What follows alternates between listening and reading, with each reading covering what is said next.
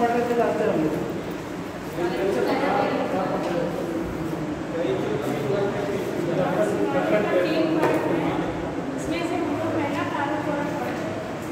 भौतिक स्वरूप के बारे में पढ़ रहे थे हम लोग।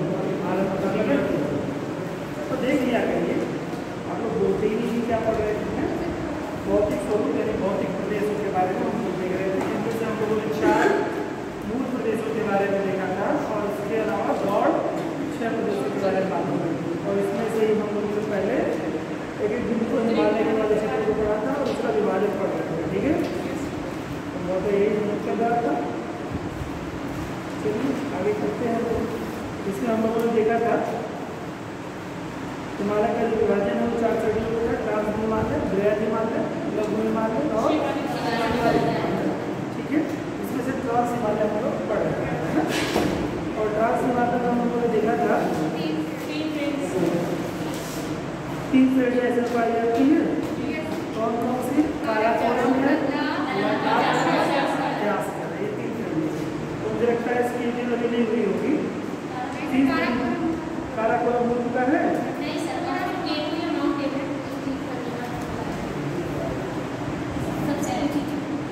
सचेत जोन जो है ये लाइन के द्वारा अलग होती है, ये तो हो चुका है। और ट्रांस हिमालय की 3 श्रेणियाँ हैं। तीनों श्रेणियों के नाम आप लोगों ने लिखे होंगे, एक एक की डिटेल करते हैं। काराकोरम श्रेणी, चलिए स्टार्ट करते हैं। काराकोरम श्रेणी भारत का सबसे उत्तरी पर्वत है।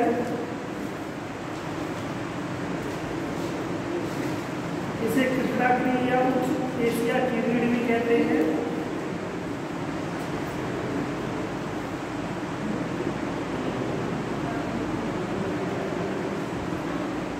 भारत की सबसे ऊंची चोटी गॉर्डियन ऑस्टिन हो चुका है। ये हो चुके हैं सारे बच्चे भाई। गॉर्डियन ऑस्टिन या माउंट केटू के नाम से जाना जाता है। ठीक है, तो इसमें ग्लेशियर्स के बारे में तो बहुत नहीं लेते। आगे देखिए, गॉर्डियन ऑस्टिन यानी केटू स्थित है। वर्तमान में यह पीओके में पड़ता है, नेपाल आदिवासी क्षेत्रों में स्थित है। कश्मीर में स्थित है, का अंग है।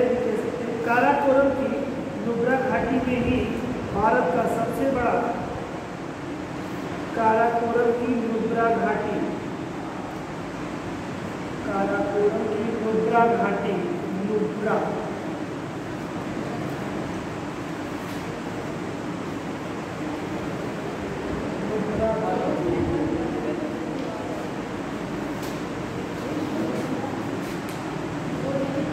नहीं भारत का सबसे बड़ा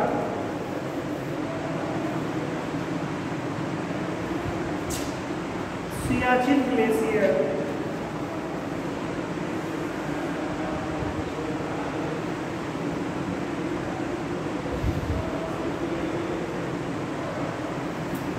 सबसे बड़ा सियाचिन ग्लेशियर, इसकी जो ऊंचाई है वो 76.44 किलोमीटर है।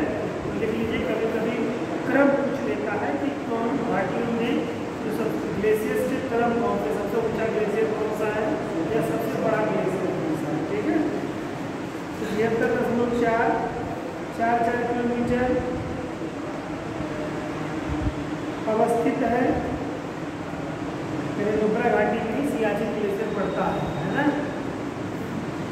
जो कि 76.44 किलोमीटर ऊंचा है। इसके अलावा बियाको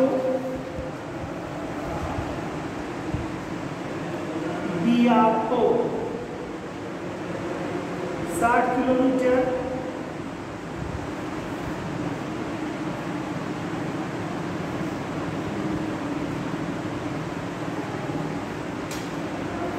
देखिए सब ग्लेशियर्स है, और ग्लेशियर्स जो होते हैं, अब इनका जो पूरा क्षेत्र होगा, जैसे बहुत बड़ा जो क्षेत्र है 75 किलोमीटर परिधि में ये क्षेत्र स्थित है। तो ऊंचा मतलब ये किलोमीटर में आप ऊंचाई मत समझ लीजिएगा, क्योंकि सबसे ऊंची जो चोटी है वो कितनी है? 8,840 है ना। तो ऊंचाई में नहीं समझिएगा, 76 किलोमीटर ऊंचा है ना, ये नहीं सेंस है यहाँ पे। वो पूरा ग्लेशियर है, तो ग्लेशियर को थोड़ा क्षेत्रफल है, पूरे क्षेत्रफल की बात कर रहे हैं, ठीक है। तो ये इस आधार पे बड़ा छोटा होता है, जैसे कोई मकान है इतना बड़ा, और इसके बाद उसकी साइज कुछ और मकान की है, उस आधार पर एक ग्लेशियर है, तो उस ग्लेशियर की जो साइज है सबसे बड़ा ग्लेशियर यहाँ है, ठीक है। जैसे गंगोत्री ग्लेशियर्स है ना, उससे गंगा यमुना नदियाँ निकलती हैं, तो क्या है मतलब बहुत बड़ा बर्फ का एक खंड है ना। उसी तरह से सियाचिन भी एक बहुत बड़ा खंड है जो लगभग 76 किलोमीटर के एरिया में कवर करता है, ठीक है। बियाबो उसकी दूसरा बड़ा ग्लेशियर है जो कि 60 किलोमीटर की परिधि को कवर करता है।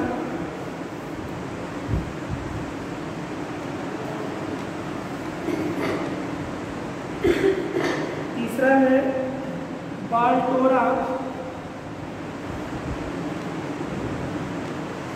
बाल्टोरा जो कि 58 किलोमीटर है, 58 किलोमीटर, तथा हिस्पर,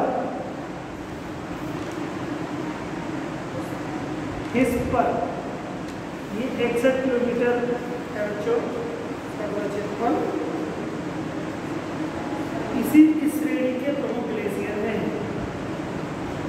इस श्रेणी के प्रमुख ग्लेशियर हैं।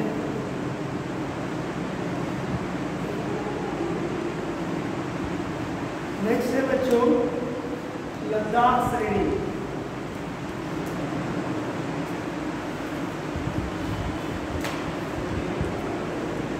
लद्दाख श्रेणी, लद्दाख श्रेणी लेह के उत्तर,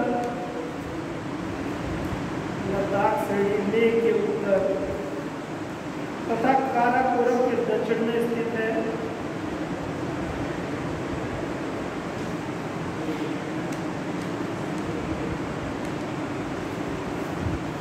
लेह के उत्तर तथा काराकोरम श्रेणी के दक्षिण में स्थित है।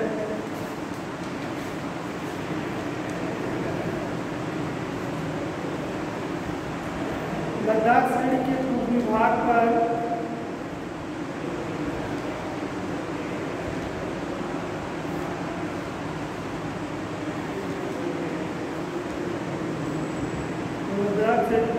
भाग पर कैलाश पर्वत,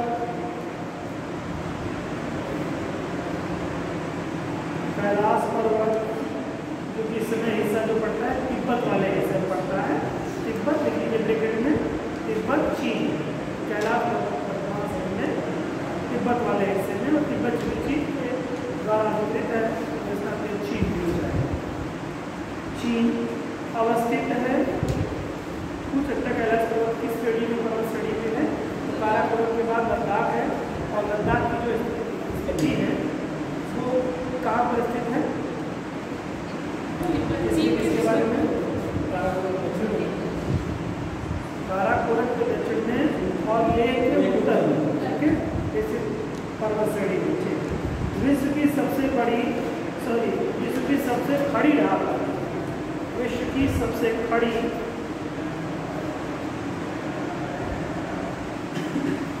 ढाल वाली राकापोसी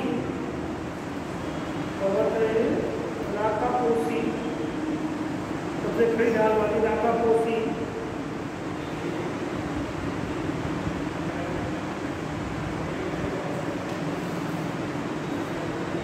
विश्व की सबसे खड़ी ढाल वाली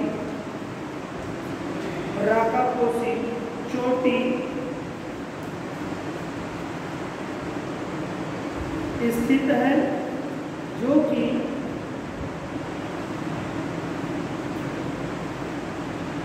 लद्दाख श्रेणी की सबसे ऊंची चोटी है।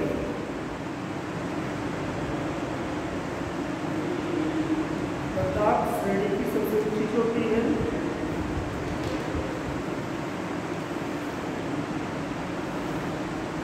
इस श्रेणी में ही अक्साई चीन,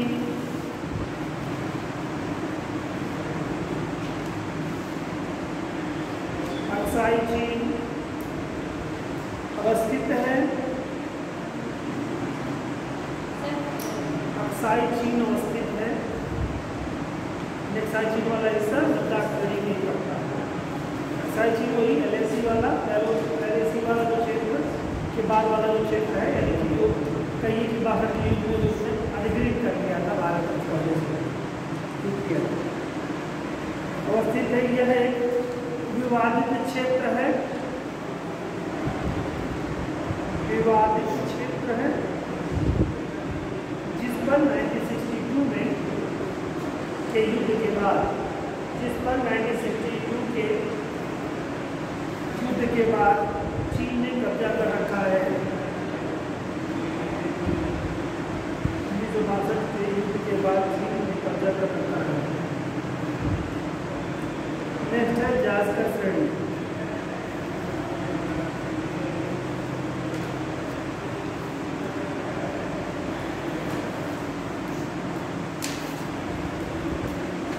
जास्कर श्रेणी लद्दाख के दक्षिण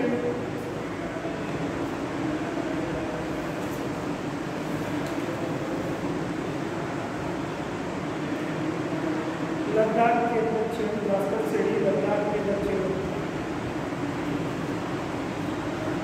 जो महान हिमालय के उत्तर में स्थित है।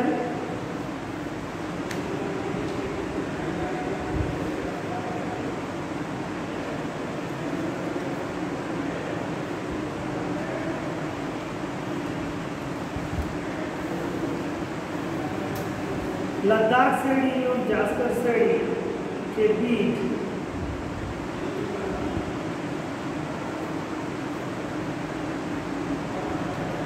लद्दाख और जास्कर श्रेणी के बीच सिंध नदी की घाटी अवस्थित है।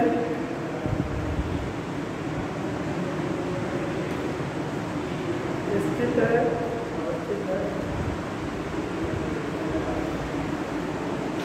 इसका विस्तार जम्मू कश्मीर और उत्तराखंड राज्यों में है। जम्मू कश्मीर और उत्तराखंड राज्यों में है।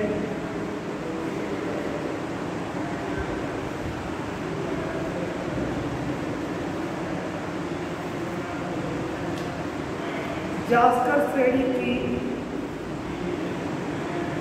सबसे ऊंची चोटी, जास्कर श्रेणी की सबसे ऊंची चोटी नंगा पर्वत है।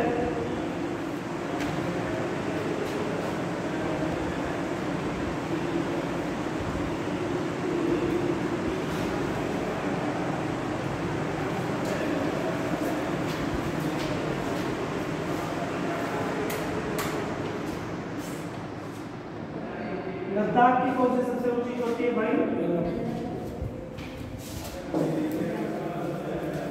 लद्दाख की सबसे ऊंची चोटी कौन? कोसी खड़े ढाल वाली है ना।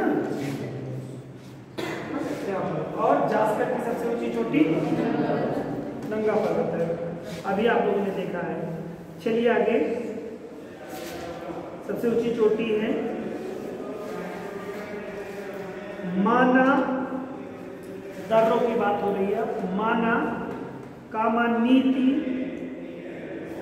लिपुलेख, कहीं कहीं माना को माड़ा भी लिखा रहेगा, माड़ा या माना, बात वही है। माड़ा, नीति, लिपुलेख तथा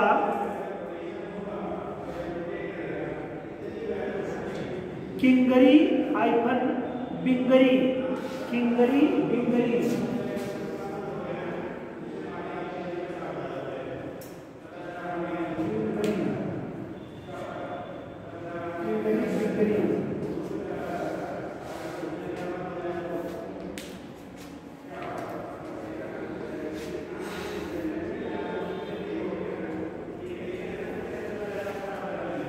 बिंगरी आदि दर्रे, आदि दर्रे उत्तराखंड राज्य में, आदि दर्रे उत्तराखंड राज्य में इसी श्रेणी में स्थित है।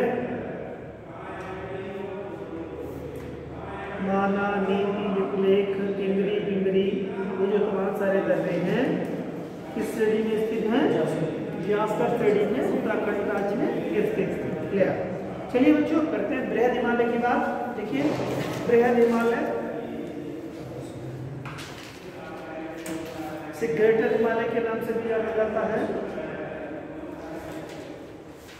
इसे हिमाद्री के नाम से भी जाना जाता है। तो सब लिख लीजिए आप भी करते हुए। सब ट्रांस आप भी करा वीडियो में देखिए। ट्रांस हिमालय हम लोग पढ़ते हैं। ट्रांस हिमालय का तो हम लोगों ने पढ़ा था, सबसे बड़ा वही है, सबसे लास्ट उधर वही उसकी बात हुई है। वही बात हम लोगों ने की ना पहले। ट्रांस जो काराकोरम श्रेणी पढ़े हैं, लद्दाख श्रेणी पढ़े, जास्कर श्रेणी पढ़े, किसकी श्रेणी है? काराकोरम, ये ट्रांस हिमालय की। ठीक है।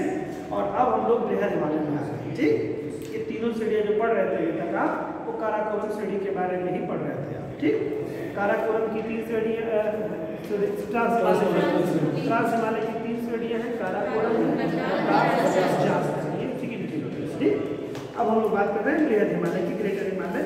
चलिए, बृहद हिमालय, ग्रेटर हिमालय, हिमाद्री, महान हिमालय, कुछ भी कहेंगे, या इसी कोई आंतरिक हिमालय भी कहते हैं। आंतरिक, अंदर का हिमालय किसके के? ट्रांस हिमालय और लघु हिमालय के बीच में पड़ता है, तो आंतरिक हिमालय भी इसे कहते हैं। ठीक है, लिखिए। ये सब हो गया, तो फिर आगे चलते हैं। यह हिमालय का सबसे,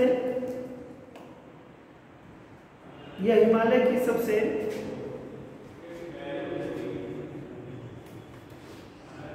सर्वोच्च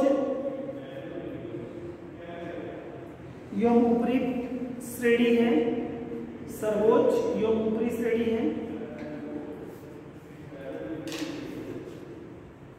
हिमालय की सर्वोच्च, सबसे ऊंची और सबसे ऊपरी श्रेणी है, क्योंकि इसी के बाद में ही तो लघु हिमालय है, फिर इसके बाद में शिवालिक हिमालय है ना। तो सबसे ऊंची और सबसे ऊपरी है, क्योंकि ट्रांस हिमालय जो है वो उसको हिमालय पार भी कहा जाता है। और वो संरचना हिमालय के जो निर्माण से नहीं 3 चट्टानों से रचना हुई है, वो तो पहले से मौजूद था ट्रांस हिमालय। ठीक है, तो अभी आपने हिमालय की उत्पत्ति जब पढ़ा था तो उसमें देखा था 3 ही हिमालय के बारे में आपने पढ़ा था ना, बृहद हिमालय, लघु हिमालय या शिवालिक हिमालय। 3 हिमालय के बारे में पहले से उपलब्ध था बच्चों। यह हिमालय की सर्वोच्च तथा सबसे ऊपरी पर्वत श्रेणी है, जिसका आंतरिक भाग, बहुत ही महत्वपूर्ण तथ्य लिख रहे हैं आप लोग, जिसका आंतरिक भाग आर्कियन सैलो, जिसका आंतरिक भाग आर्कियन सैलो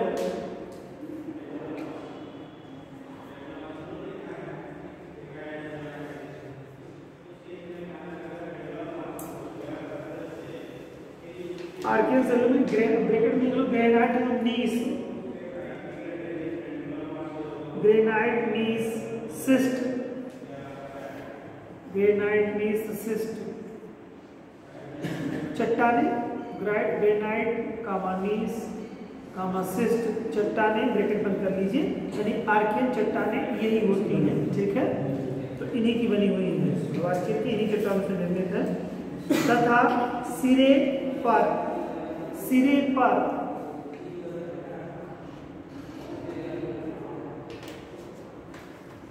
या सिरे योम, ऐसे कर लीजिए, सिरे योम पार्श्व भागों में, सिरे योम पार्श्व भागों में, बृहद हिमालय के सिरे योम पार्श्व भागों में कायांतरित अवसादी शैलों से, कायांतरित अवसादी शैलों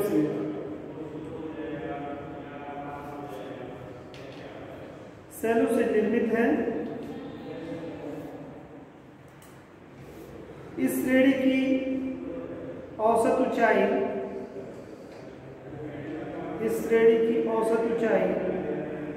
6100 मीटर,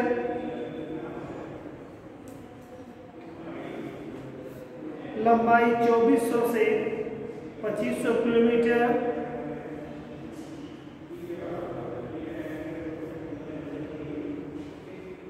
और चौड़ाई 25 किलोमीटर है।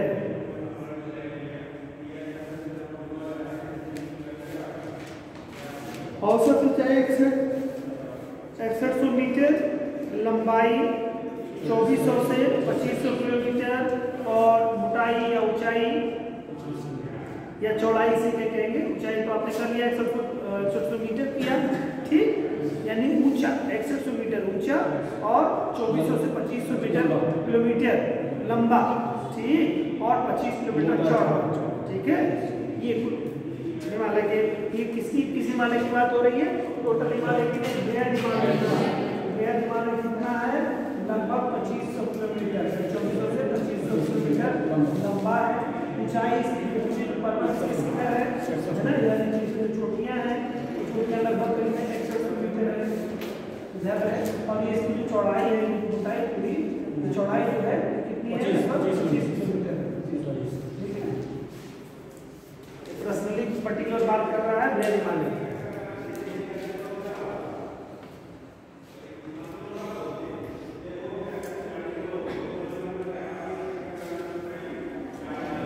यह पश्चिम में नंगा पर्वत, अभी आपने देखा नंगा पर्वत कहाँ पर, किसकी श्रेणी चोटी में है, जास्कर की सबसे ऊंची चोटी, ठीक है। तो नंगा पर्वत से क्या कह रहा है, पश्चिम में नंगा पर्वत से पूर्व में नामचा बरवा पर्वत, नामचा बरवा पर्वत तक एक चाप की भांति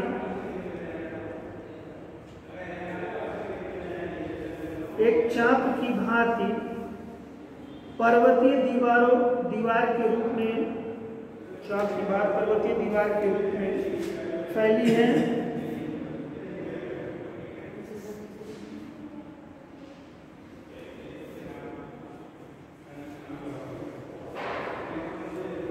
यह सिंधु नदी के गार्ज से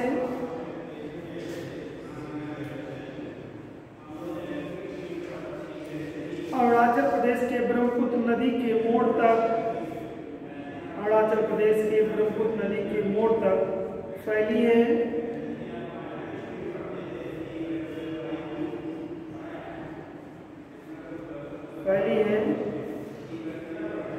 मध्य भाग जो मुख्यतः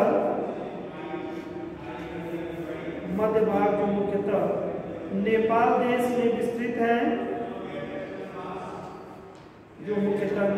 में विस्तृत है,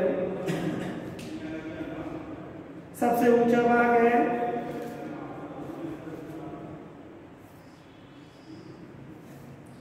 विश्व की सर्वाधिक ऊंची चोटियां इसी श्रेणी में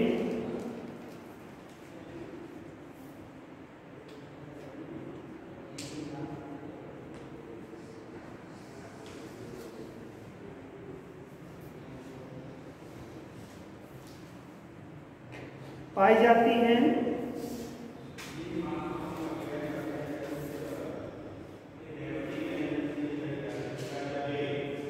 कौन कौन सी चोटियां पाई जाती हैं, जैसे लीजिए, है ना, माउंट एवरेस्ट, K2, कंचनजंगा, फिर एक तरफ से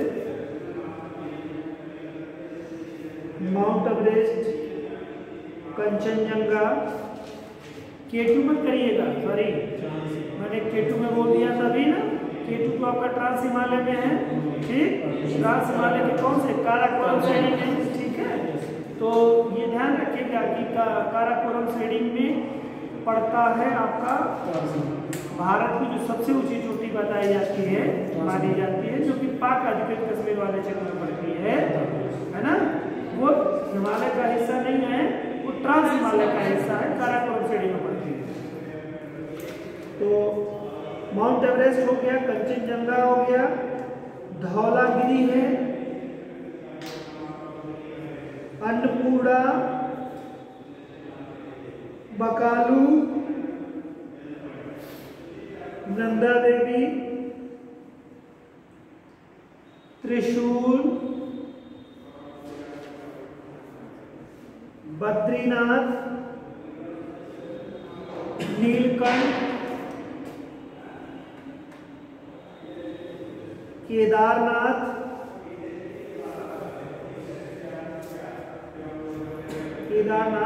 आदि एवरेस्ट चोटी को पहले तिब्बती भाषा में क्या लिखा, केदारनाथ आदि चोटियां मतलब यानी कि पाई जाती हैं। अब एवरेस्ट के बारे में कह रहे हैं, एवरेस्ट चोटी को पहले तिब्बती भाषा में चोमोलुंगमा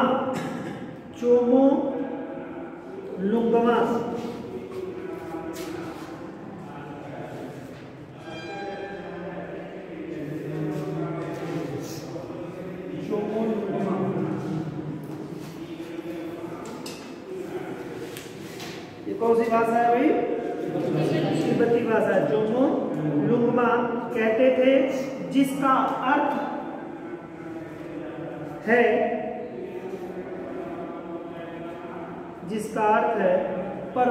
पर्वतों की रानी।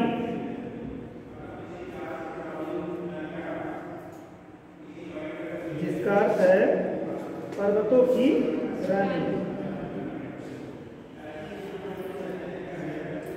इसे सागर माथा के नाम से भी जाना जाता है।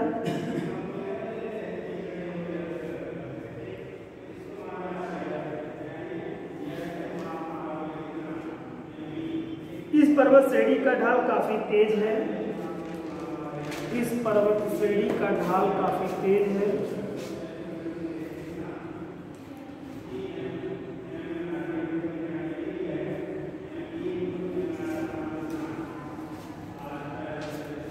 यहाँ हिम नदियाँ कश्मीर में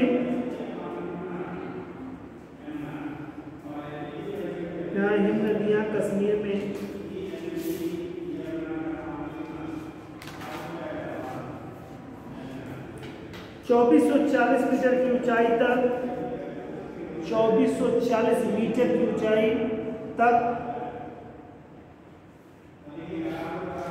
यानी जो बर्फीली नदियां हैं वो लगभग करीब में 2440 मीटर की ऊंचाई तक पाई जाती हैं। ठीक है, हिम नदियां यानी बर्फ से जो निकलने वाली नदियां हैं उन्हीं के बारे में कह रहा है, हिम नदियां। तथा मध्य एवं पूर्व भाग में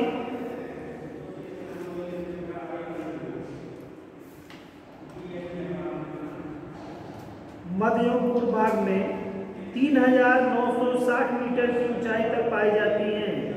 3960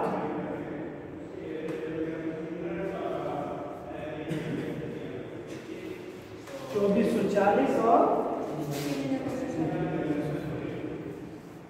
3060 मीटर। क्या मतलब है इसका भाई? देखो कह रहा है कश्मीर वाले क्षेत्र में वहां पर जो नदियां निकलती हैं हिमालय क्षेत्र में वो इतनी ऊंचाई तक पाई जाती है। लेकिन वहीं अगर बात करेंगे हम मध्य की या पूर्व की बात करेंगे, मध्य और पूर्व की जब बात करेंगे तो वहां पर ऊंचाई यहाँ लगभग करीब में आप देख रहे हैं कितना 4 किलोमीटर हो गया ना, जैसे 4 किलोमीटर ऊंचाई से नदियां निकलती है, कहने का मतलब ये है। और यहाँ पर लगभग 2.5 किलोमीटर हो गया, तो 2500 मीटर मोटा मोटा आप मान लीजिए 2400 मीटर तक जो नदियां निकलनी होती निकल जाती है। उसके बाद में पूरा हिस्सा बर्फीला हो जाएगा। तो बर्फीला हो जाए, बर्फ तो पहले है ग्लेशियर्स में, उसके बाद नदियां नहीं निकलती। ठीक है, क्योंकि पानी बहुत ज्यादा वो हो जाएगा तो बर्फ में तो उसकी लिक्विड वाली स्थिति खत्म हो जाएगी ना भाई। नदी निकलने के लिए पानी तो निकलना चाहिए। ऐसा नहीं है कि पूरा हिमालय का जो ग्लेशियर हो गल रहा है और पानी निकल रहा है, ऐसे नहीं है। कुछ ग्लेशियर्स हैं जिनसे पानी लगातार वो पिघल रहे हैं, यानी कि वहां पर ऐसा टेम्परेचर मिल रहा है कि उस बर्फ को पिघला रहा है तभी वो पानी रोक दे रहे हैं। बाकी और जो ग्लेशियर्स हैं वो नहीं पिघल रहे, पानी नहीं निकल रहा है ना। तो यही है पूर्वी जो ये काफी यानी कि ऊंचाई अगर पूछा जाए कि मध्य या पूर्वी हिमालय में ज्यादा ऊंचाई पर नदियां मिलती हैं, समझ रहे हैं ना, या कहे आपका पश्चिमी हिस्से में या कश्मीर हिमालय में ऊंचाई पे मिलती हैं तो नहीं, अपेक्षितया पूर्वी क्षेत्रों में या मध्य क्षेत्रों में ऊंचाई पर मिलती हैं। लगभग 4 किलोमीटर तक ऊंचाई पर नदियां निकलती हुई हिम नदियां मिलती हैं वहां से। ठीक है, बाकी पश्चिमी वाले हिस्से में कम ऊंचाई पर मिलती हैं। ठीक,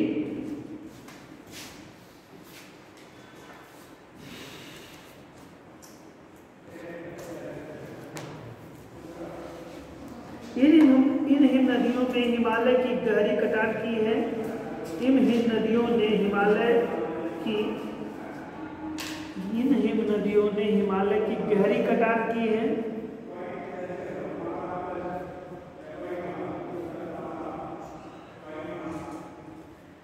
अधिकांश नदियों की लंबाई 3 से 5 किलोमीटर। अधिकांश नदियों की लंबाई 3 से 5 किलोमीटर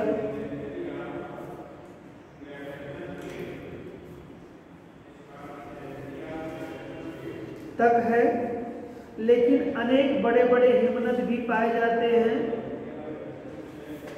अनेक बड़े बड़े हिमनद भी पाए जाते हैं।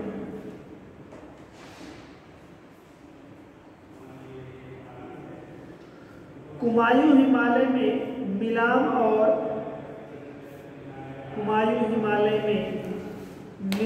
और गंगोत्री हिमनद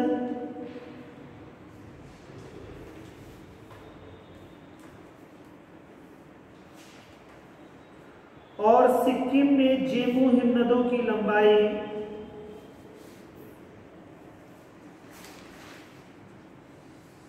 20 किलोमीटर से भी अधिक है।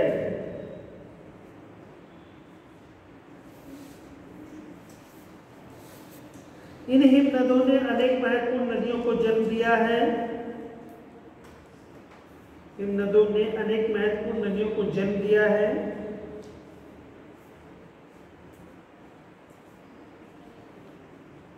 इस श्रेणी के मध्य भाग में गंगा यमुना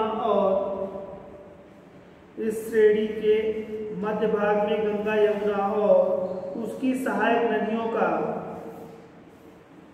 उद्गम हुआ है।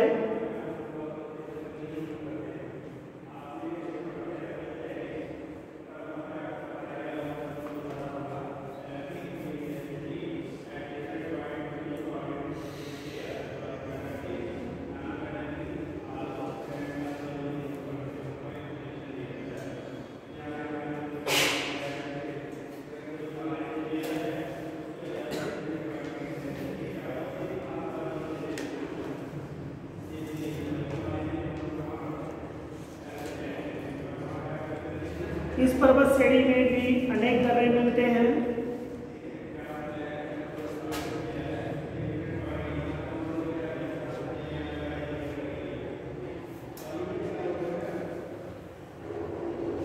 जम्मू कश्मीर में, अब तो केंद्र शासित प्रदेश हो गया है तो चाहे तो लिख सकते हैं केंद्र शासित प्रदेश जम्मू कश्मीर में बुर्जिल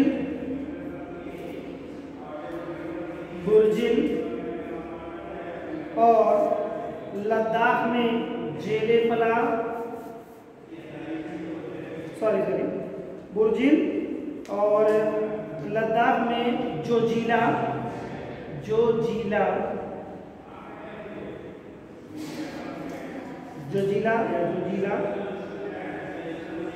हिमाचल में बारालाचा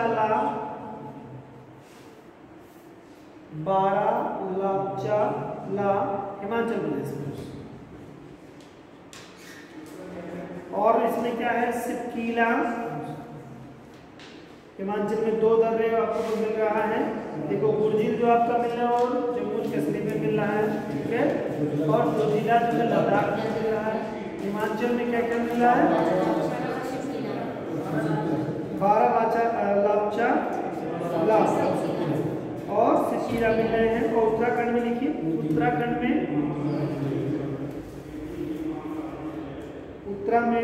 थांगला इस श्रेणी की बात कर रहा है, तो थांगला इस श्रेणी में मिलेगा, ठीक है। इसके पहले आपने पढ़ लिया, वहां पर नीति विभेद वगैरह मिला है, तो इसका नहीं है, वो जास्कर का है। हिमालय पर्वत श्रेणी की बात हो रही। देखिए यहाँ पर हम जो दिखा रहे हैं इसको बहुत बारीकी समझिए। क्वेश्चन जब पूछेगा तो पूछ लेगा उत्तराखंड में कौन सा दर्रा है, तो सारे दर्रे यहाँ पे मिल रहे हैं आपको। जास्कर श्रेणी वाले दर्रे भी मिल रहे हैं और महान हिमालय के भी दर्रे मिल रहे हैं, तो आपको मालूम होना चाहिए कौन महान हिमालय का दर्रा है और कौन जास्कर का है। तो नीति वगैरह बता रहे हैं आप। अभी जो हम लोगों ने बात की तो चर्चा हम लोगों ने किसकी में की थी? जास्कर श्रेणी की बात की थी, क्लियर। अब हम लोग बात कर रहे हैं महान हिमालय, तो महान हिमालय के दर्रे हैं बेटा, याद रहे। तो उत्तराखंड में महान हिमालय का जो दर्रा है वो क्या है? थांगला तथा सिक्किम में नाथुला व जेलेपला तथा सिक्किम में नाथुला व जेलेपला दर्रे महत्वपूर्ण है। नाथुला एवं जेलेपला, तो अब पूछ ले कि नाथुला एवं जेलेपला जो सिक्किम में स्थित दर्रा है किस पर्वत श्रेणी का हिस्सा है? महान हिमालय का। समझ रहे हैं ना, समय के साथ क्वेश्चन की स्टैंडर्ड बदलेंगे और आपको जब गहरी जानकारी होगी तब आप उसमें सक्षम हो जाएंगे बताने। आगे सतलज नदी घाटी में सितकीला दर्रे से होकर सतलज नदी घाटी में सितकीला दर्रे से होकर जाता है। ऐसे कर दीजिए। हाँ, उसके पहले सेंटेंस में या यहीं पे सुधार कर सकते हैं। सतलज नदी घाटी में सितकीला दर्रे से होकर, है ना, सितकीला दर्रे से होकर हिंदुस्तान तिब्बत मार्ग, जिसे रेशम मार्ग के नाम से भी आप जानते हैं, हिंदुस्तान तिब्बत मार्ग। अब वो लद्दाख वाला नहीं रेशम मार्ग, यहाँ से भी, लेकिन ये रेशम मार्ग क्यों ना कहें, क्योंकि लद्दाख का जो रेशम मार्ग है वो चीन को होकर के जाता है, वो अलग चीज़ है, अक्साई चीन वाला चीज। यहाँ बात कर रहा है कि अगर भारत से तिब्बत में जाना हो तो एक मार्ग मिलता है, ठीक है, जो कि सिक्किम से आप होकर के गुजर जाएंगे, ठीक है। तो वही कह रहा है, सॉरी सिक्किम नहीं, शिमला से, ठीक है, सिक्किम नहीं शिमला। सिक्किम आप चले आएंगे तो वहाँ सतलज नदी कहाँ मिलती है, वहाँ पर तो दूसरी स्थिति बन जाएगी। तो यहाँ पर आप करेंगे कि सतलज नदी में, सतलज घाटी में या नदी घाटी में सितकीला दर्रे से होकर हिंदुस्तान तिब्बती मार्ग जो कि शिमला को गंगटोक से जोड़ती है, शिमला को गंगटोक से जोड़ती है, गुजरती है।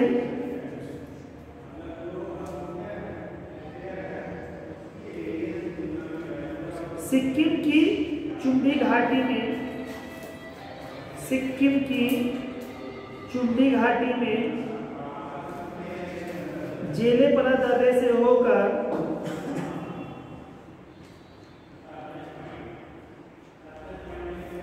पश्चिम बंगाल में, सिक्किम की चुंबी घाटी से होकर जेलेपला दर्रे घाटी में, जेलेपला दर्रे से होकर पश्चिम बंगाल में